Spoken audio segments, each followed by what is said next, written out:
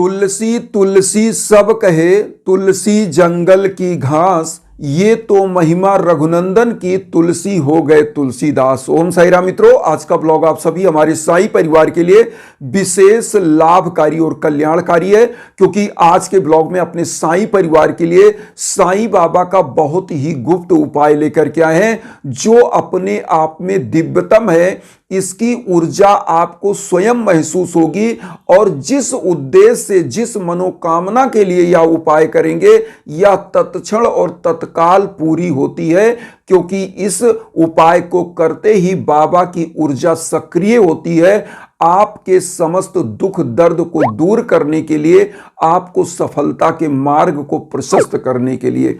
आइए जानते हैं इस उपाय को करना कैसे।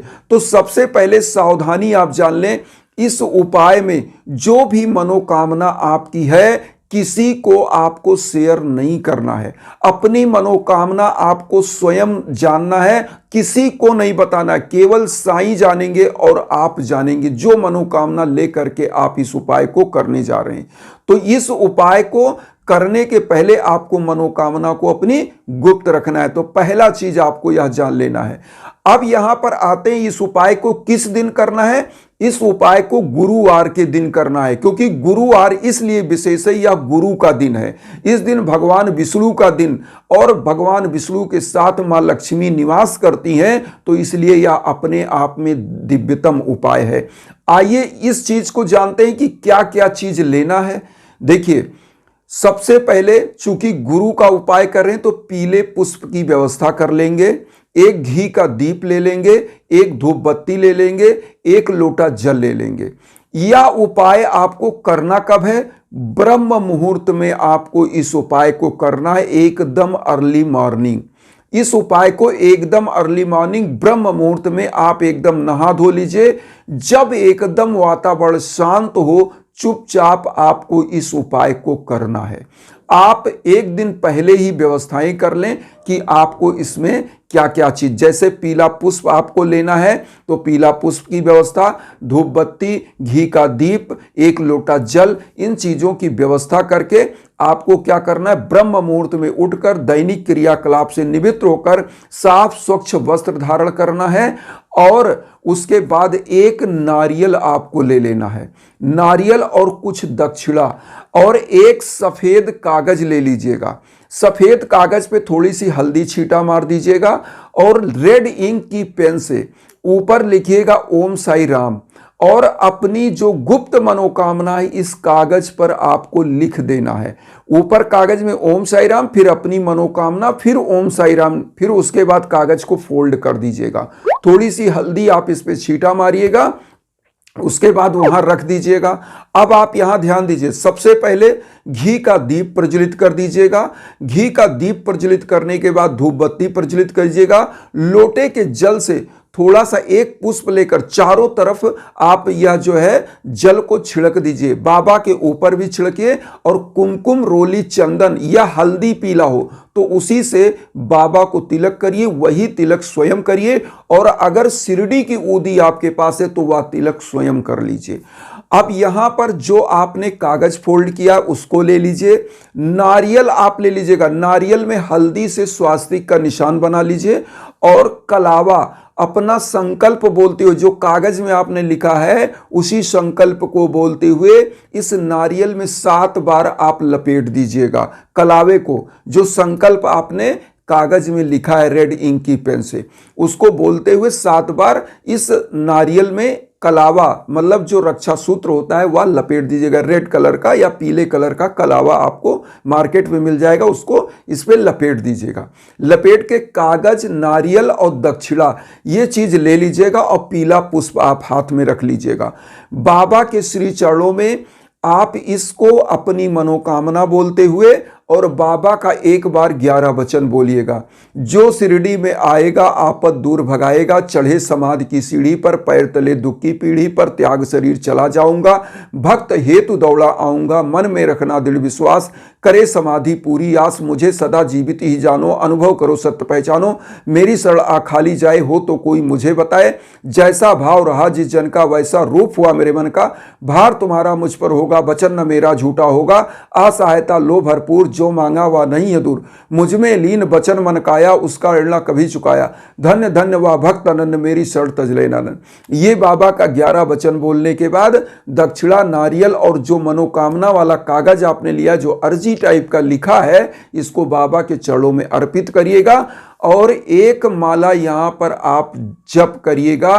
मंत्र है ओम सिद्ध संकल्पाय नमः। ओम सिद्ध संकल्पाय नमः हम स्क्रीन पर दे रहे हैं। ओम सिद्ध संकल्पाय नमः मतलब जो संकल्प लेकर आप यह पूजा कर रहे हैं वह मनोकामना आपकी सिद्ध हो। और यहां पर मैंने फिर एक बार बता दूं, अपनी मनोकामना को आपको गुप्त रखना है। अब इस कागज को क्या करना है, आपको छुपा करके रख देना है। जो कागज बाबा के चरणों में रखा, इसको छुपा कर रख लीजिए। लेकिन अब यहां और ध्यान दीजिए, आपको क्या करना है, इस उपाय को कम से कम 5 गुरुवार आपको करना है। इसलिए करना है और कि जब तक आपकी मनोकामना पूर्ण हो तब तक कर सकते हैं, लेकिन 5 गुरुवार तो आपको करना ही करना है। तो 5 गुरुवार में क्या करना है, प्रत्येक गुरुवार नारियल नहीं लेना है। एक गुरुवार आपने नारियल लिया संकल्प के लिए और बाबा के चरणों में चढ़ाया। अब क्या करेंगे, इस कागज को जब गुरुवार है, 5 गुरुवार करना है, तो जैसे पहले गुरुवार किया तो जो घी का दीप आप प्रज्वलित करेंगे उस पर दिखा देंगे। और प्रत्येक गुरुवार ओम सिद्ध संकल्पाय नमः का एक माला, कम से कम एक माला, अधिकतम 11 माला या 51 माला, जितना अधिकतम जितना आप कर पाए, 11, 21, 51, 108 जितना माला आप कर सके करें, लेकिन कम से कम एक माला तो करना ही करना है ओम सिद्ध संकल्पाय नमः का। तो एक माला जप करना है प्रत्येक गुरुवार और बाबा को भोग लगाइएगा प्रत्येक गुरुवार। भोग क्या रहेगा, देखिए डेली का भोग तो मैं आप लोगों से कहता हूं कि ड्राई फ्रूट, मिश्री, किशमिश आप लगा सकते हैं, लेकिन गुरुवार के भोग में पीला मिष्ठान्न का भोग, मतलब बाबा को पीले फल, पीले जो है मिष्ठान, मीठा जो है उसका भोग लगाइएगा।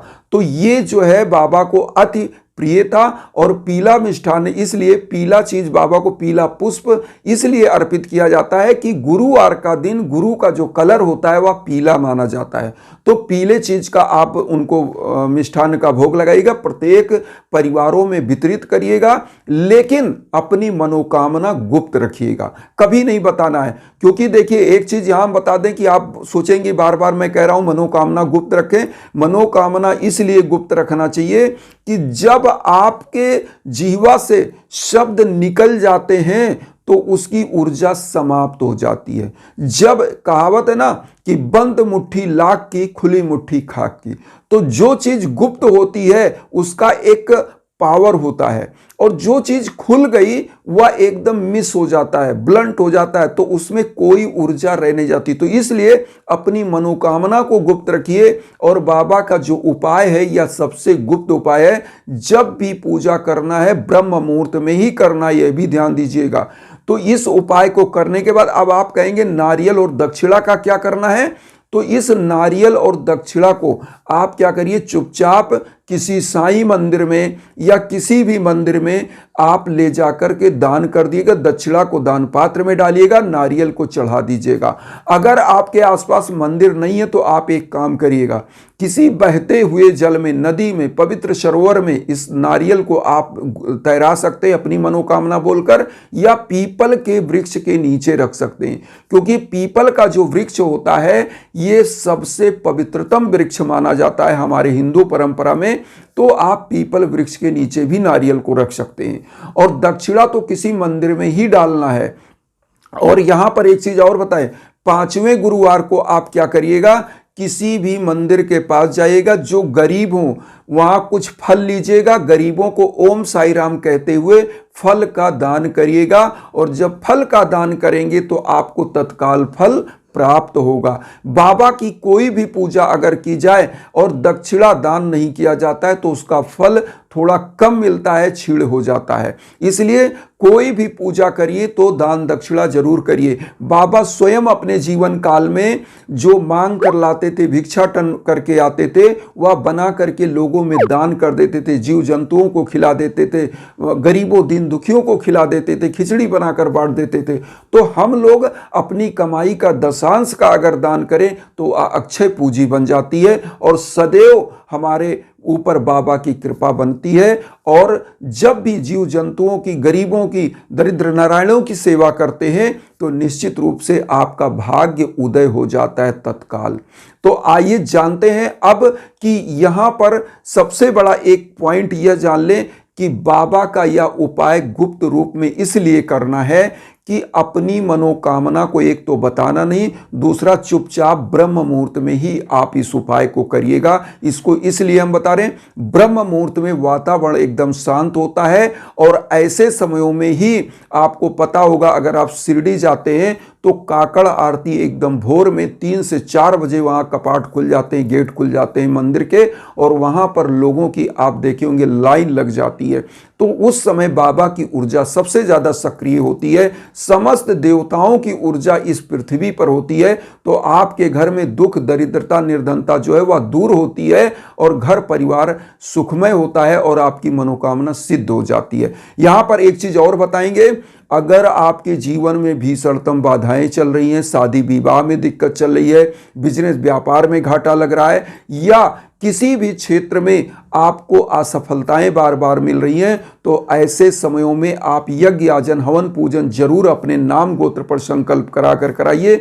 निश्चित रूप से वह गुप्त ऊर्जा जो है आप तक पहुंचती है और आपका कल्याण होता है।